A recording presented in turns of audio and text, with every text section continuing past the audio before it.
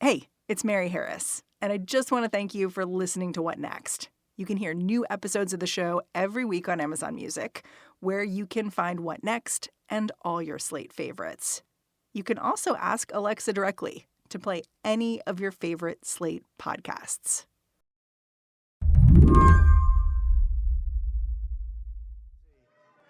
They're great. Everybody up here is great. Everybody up here is very special. As Donald Trump was praising people on election night at Mar-a-Lago, the listening crowd wanted to make sure he mentioned one person in particular. Yeah, who did you say? Oh, let me tell you, we have a new star. A star is born, Elon. That same night, Fox News' Bret Baier said Elon Musk might be the future of the Republican Party. We've covered Musk a lot in this election. His campaign appearances for Trump, his fundraising, and his political action committee, America PAC. But today, we wanted to tell a slightly different story about how Elon joined the Trump orbit in the first place. That's why we called up Zoe Schiffer to take us back a few years. We could definitely see hints of his kind of political transformation. And I think in retrospect, it does make a lot of sense for him because he just has so much to gain by aligning himself with the Republican Party. Zoe wrote a fantastic book about Musk's Twitter takeover called Extremely Hardcore. And she knows better than most people that the road to Election Day was not a straight and predictable one.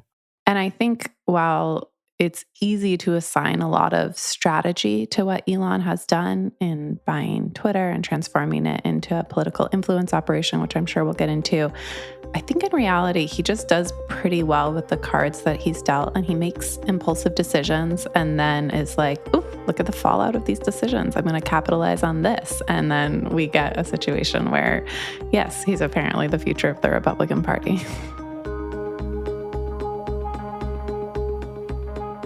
Today on the show, how Elon took over Twitter and then the GOP.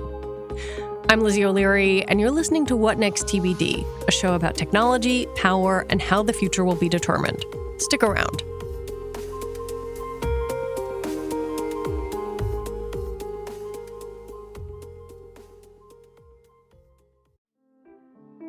This podcast is brought to you by Progressive Insurance. You chose to hit play on this podcast today. Smart choice. Progressive loves to help people make smart choices. That's why they offer a tool called Auto Quote Explorer that allows you to compare your Progressive car insurance quote with rates from other companies. So you save time on the research and can enjoy savings when you choose the best rate for you. Give it a try after this episode at Progressive.com. Progressive Casualty Insurance Company and Affiliates. Not available in all states or situations. Prices vary based on how you buy.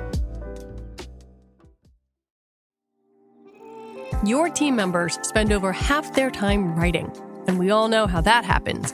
One confusing email turns into 12 confused replies, then a meeting to get aligned. Grammarly is a trusted AI writing partner that saves your company from miscommunication and all the wasted time and money that goes with it. When every word your team writes is clear, concise, and on brand, everything gets better. 4 out of 5 professionals say Grammarly helps them gain buy-in and action through their communication. Grammarly helps you improve the substance, not just the style of your writing, by identifying exactly what is missing. Teams that communicate better with Grammarly report 25% faster time to resolution for support tickets and 52% less time writing sales emails, saving 19 days per year per employee. Grammarly works where you work, from docs to messages to emails. It integrates seamlessly across 500,000 apps and websites. No cutting, no pasting, no context switching. Equip your team with the gold standard of responsible AI. 15 years of experience, just about every IT certification, and never sells your data. Join 70,000 teams and 30 million people who trust Grammarly to get results on the first try. Go to Grammarly.com/enterprise to learn more. Grammarly, enterprise-ready AI. We're going to start with January 8th, 2021, 2 days after the insurrection at the Capitol. The day the former leadership at Twitter decided to ban former President Trump from the platform. Zoe says that Elon, who absolutely loved tweeting, saw this moment as massive overreach and found it deeply personally radicalizing. And I think on some level, he had fear. There's very little in Elon Musk's life that he doesn't have control over. But to take the platform that he's completely addicted to, that gives him a rush of dopamine, every second of every day, essentially, and to say, well, if they could do that to Donald Trump, they could do that to me. They could take away this toy that I love and adore so much. And that's an outcome that I'm simply not okay with, and I have to do something about. Around the same time, he kind of conveniently has $10 billion like burning a hole in his pocket, which isn't a situation many of us are accustomed to. But for him, he was kind of trying to figure out what to do with all that money. And what he ends up doing is quietly buying up Twitter shares. He starts buying up these shares, and then he makes a move to actually buy the platform. Do you think he went in with some grand plan, or was he just like, I like this thing. It's shiny. Let's do it? The latter, for sure. Yeah, I don't think that he had a long-term strategy in mind. And that's really borne out by my reporting, where when you talk to people close to him, he was going back and forth on this decision constantly, all through the spring of 22 and certainly into the summer, even after he'd made an offer to buy it. Right, you tried to get out of it. Exactly. And I really do think, in some moments he would think, no, I should just build a Twitter rival. And he had all these kind of wild schemes around Twitter, but put it on the blockchain, or Twitter, but make it, whatever. Dogecoin would be like an integral part of the platform. But then Twitter basically finds out that he's suddenly their largest shareholder, and the company panics, and the executives actually come to him and say like, whoa, what about a board seat? Like, what if we do this? And he really did entertain that idea for a while. But again, he has people around him and people close to him saying, Elon, you're not like a boardroom kind of dude. You're not going to have the influence that you want to have if you just sit on the board and make suggestions. And so he actually started testing out that theory, specifically with Parag Agrawal, the then CEO of Twitter. He starts making, let's call them suggestions, saying things like, hey, there's an account that tracks my private jet. I don't like that account. Like, maybe you should do something about that account. And Parag was like, no, but thank you for the suggestion. Another one was that Elon really wanted to fire Vijaya Gadde, who is the head of policy in the legal team. He called her kind of like the chief censor of Twitter.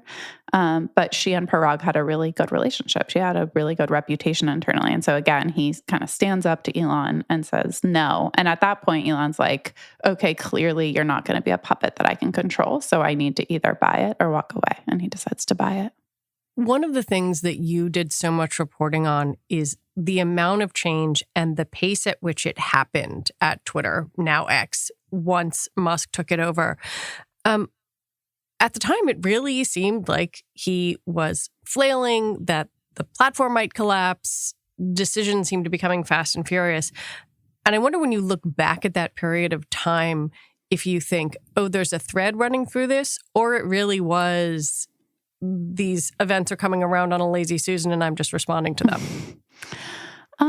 I would think it's somewhere in the middle of those. I mean, certainly the thread at the time was cut costs as rapidly as possible. In buying Twitter, he had strapped it with all of this debt, and he was really conscious of how much money the platform was hemorrhaging every single day. And obviously headcount was a big part of that. And so immediately walking in the door, he's like, let's get rid of as many people as possible, as quickly as possible. It also was very convenient that he did not come in with a stance of like, these Twitter employees seem really passionate about the platform. They've worked on this problem for many, many years. What could I learn from them? It was very much like, these people are lazy, woke idiots, and they need to like leave and shut up as quickly as possible.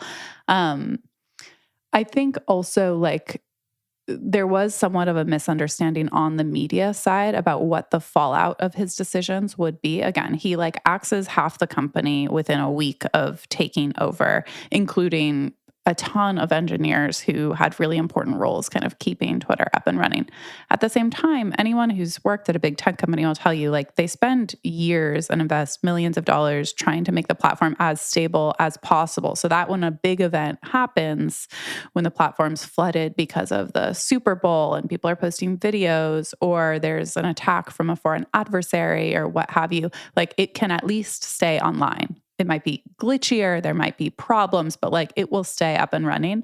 I think the media looked at all of his decisions and were like, I don't know if you remember, there was kind of that night in December where everyone was like, this is the last night that Twitter will be online. Yes. Like, goodbye, everyone. It's breaking. Goodbye. And it was like, that was never really going to happen. It might go down for a while. It might have a lot of problems, but like, it would be able to weather the storm. And I think particularly for Elon, like the amount of money he has just allows him to paper over a lot of mistakes. And he has made a lot of mistakes along the way, but ultimately it hasn't really mattered.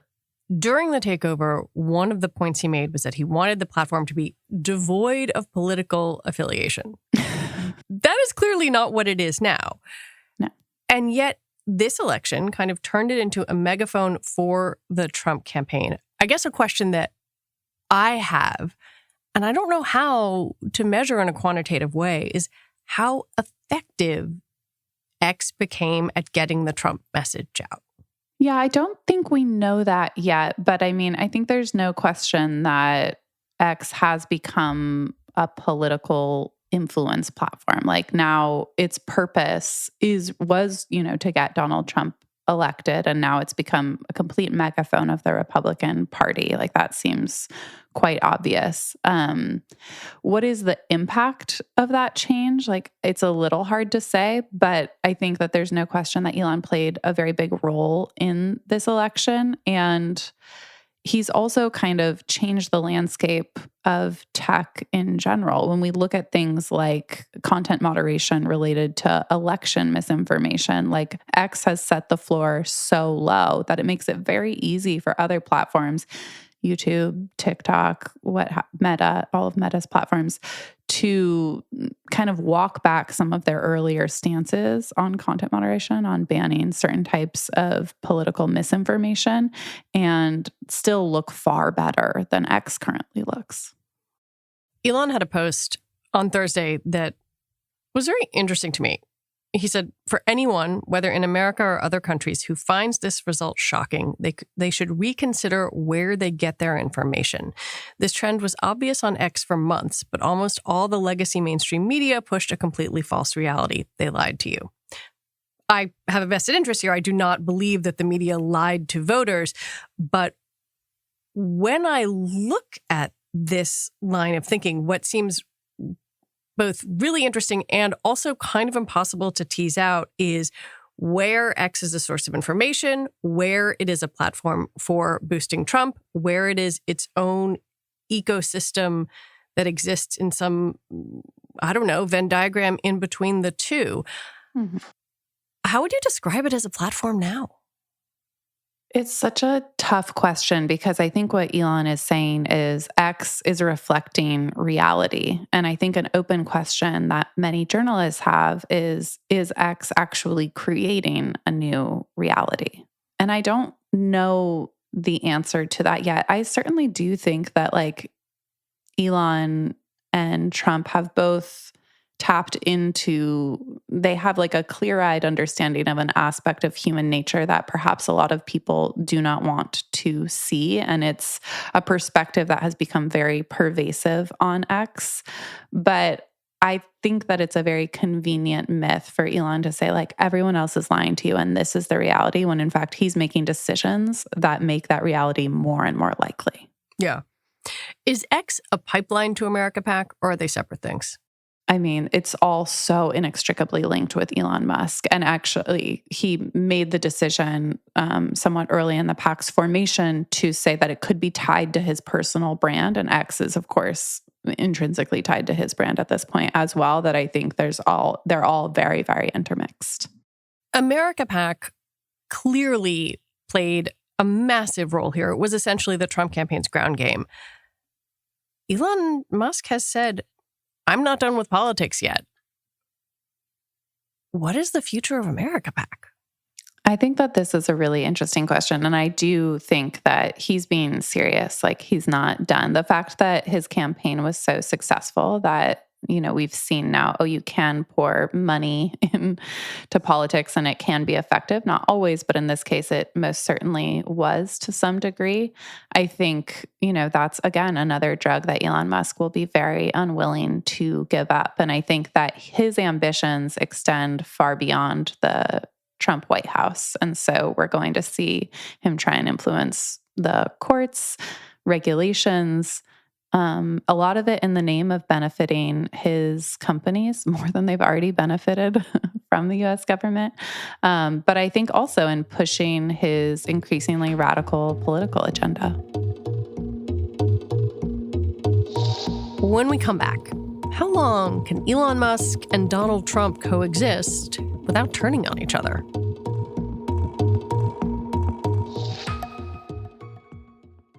Have you heard about Doublenomics? It's okay if you haven't. It's extremely niche and practiced by Discover. Here's an example. Discover automatically doubles the cashback earned on your credit card at the end of your first year with Cashback Match. That means with Discover, you could turn $150 cash back to $300. It pays to Discover.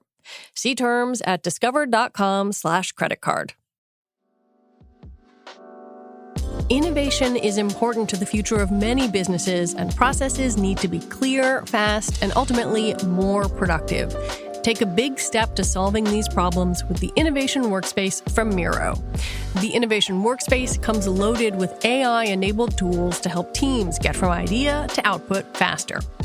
Miro's Innovation Workspace will help your teams accelerate through the full innovation development cycle, helping them to be faster, more productive, and ultimately more effective. Its new AI-powered tools and features can visualize tasks ahead, condense documents to produce summaries in seconds, and even create complex diagrams and flowcharts using natural language. It's designed to complement and sync with existing apps and platforms you use every day, like Jira and Azure, so everything operates smoothly and easily, and everyone's on the same page to rapidly innovate, iterate, develop, and ship. Whether you work in innovation, product design, engineering, UX, Agile, or IT, bring your teams to Miro's revolutionary Innovation Workspace and be faster from idea to outcome. Go to Miro.com to find out how. That's MIRO.com.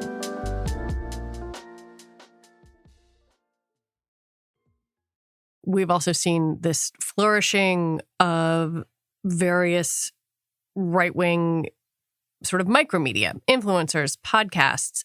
They've done well. They've bought ads on X, or they exist on X. And I don't know where to tease out. Like, is X a door that was opened so that these other places could walk through? Or is it the other way around? Like, was it going to happen anyway, and they just conveniently happened to feed on each other? Yeah. I mean, I think we're still teasing this out and we're really close to it, so it's somewhat hard to say. But I think let's just look at the Twitter files. So going back to, this political campaign that Elon Musk started shortly after he took over the company, he gives journalists like Matt Taibbi and less credible people access to Twitter's internal files. And he says, like, sunlight is the best disinfectant. Like, let's open our drawers, look around, see like what seedy history we can uncover and share with the masses in terms of Twitter's relationship with the U.S. government. I think that it's very clear at this point that they were going in with a specific narrative in mind and looking for documentation to back that narrative up. And in fact, when we looked at the documentation that was being published, it wasn't clear that it was as nefarious as they were claiming. But what happened after the Twitter files? We see Jim Jordan and House Republicans start subpoenaing people who were named in the files. And those subpoenas become the basis of lawsuits, and those lawsuits are covered in the media.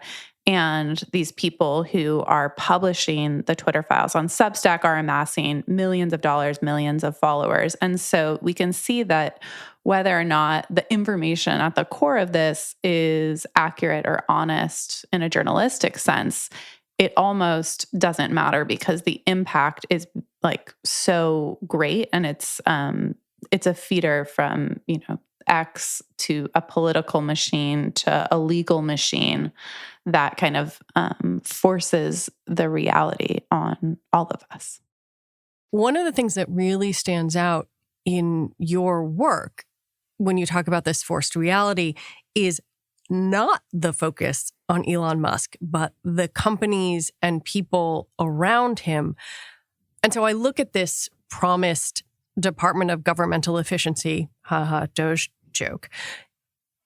If that even happens, right, which we don't know yet, what can you, someone who has watched Elon's effect on multiple people and companies, extrapolate to what that might mean in, cuts across the federal government? I don't know. Yeah, I mean, that has been one of the most interesting parts of this. I never suspected that Elon's behavior when he took over Twitter would actually become kind of a selling point in his qualifications for a commission position with the US government. Like, they're really citing, like, I think Trump at one point said he's the cutter in chief. Like, yeah, he's, so it's really seen as a positive, the fact that he could come in and ruthlessly fire people and, yeah, stuff will break, but like ultimately we're going to save all of this money. And in fact, Musk has said, I think we could save about $2 trillion from the federal budget. He's throwing around these kind of wild figures.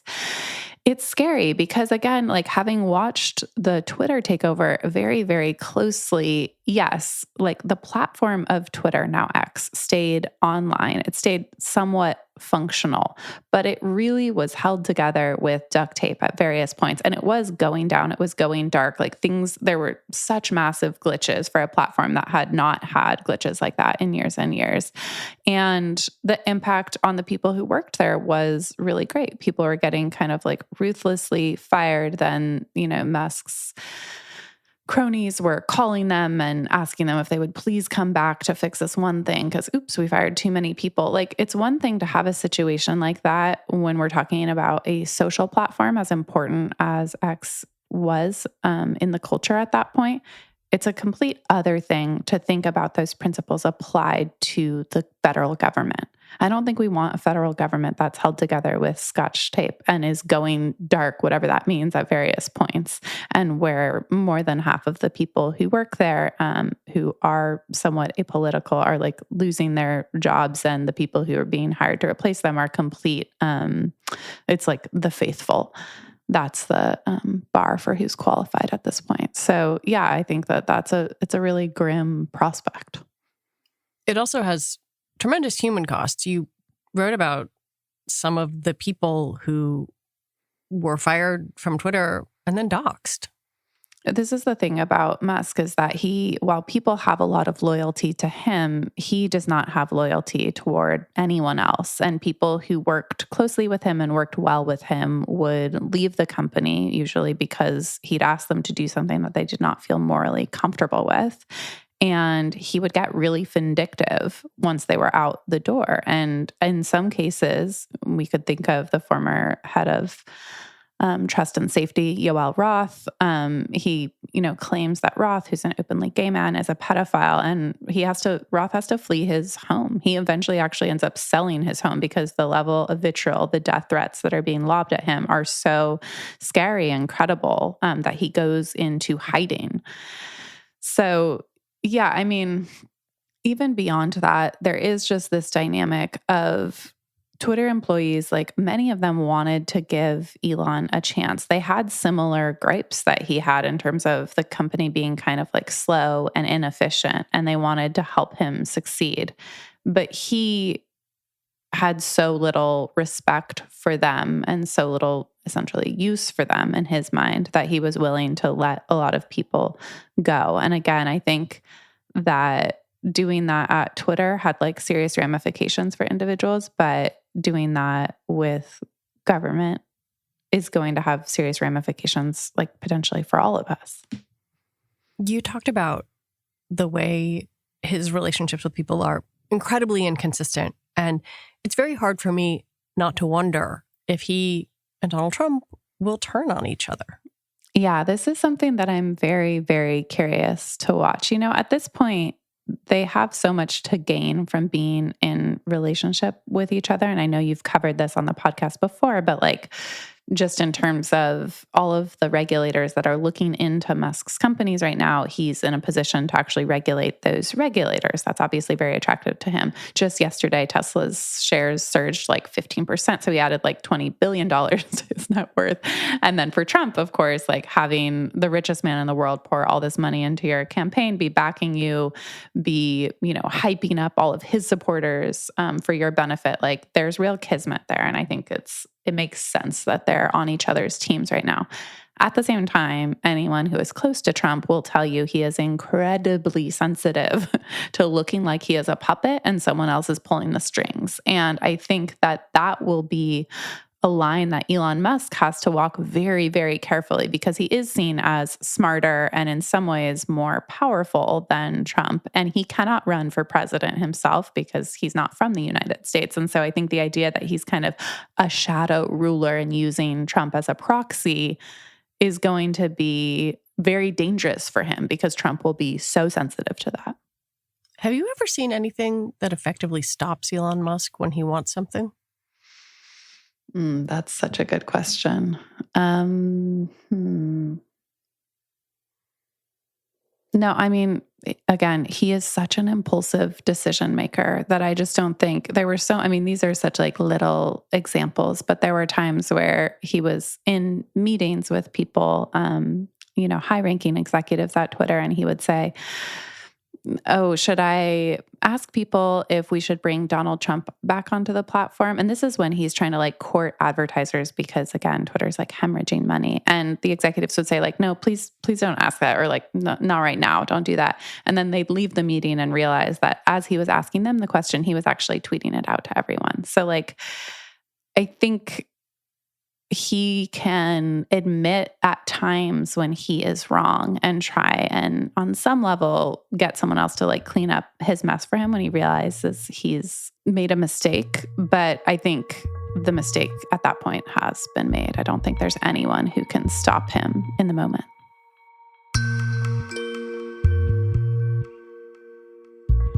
Zoe Schiffer, thank you so much for your reporting and for talking with me. Of course. Thank you so much for having me. Zoe Schiffer is the incoming director of business and industry at Wired. She's also the author of Extremely Hardcore, Inside Elon Musk's Twitter. You should check it out.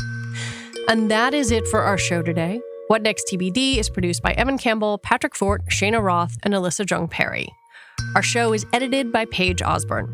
Alicia Montgomery is Vice President of Audio for Slate, and TBD is part of the larger What Next family.